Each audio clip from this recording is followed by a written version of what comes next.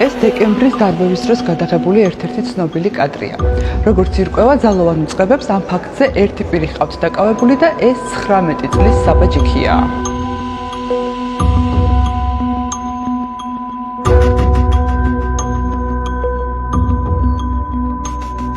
მას ბრალი პოლიციაზე თავდასხმის მუხლით წარუდგინეს. საბა ჯიქიას 4-დან 7 წლამდე თავისუფლების აღკვეთა ემუქრება. ბრალდების მიხედვით მან წაქცეულ სპეცრაზმელს ფეხი დაარტყა. სახელმწიფო ბრალდებას თამარ იაკობიძე წარმოადგენს. საქმეზე დაზარალებულად კი სპეცრაზმელი ბექა გოტიაშვილი ცნეს.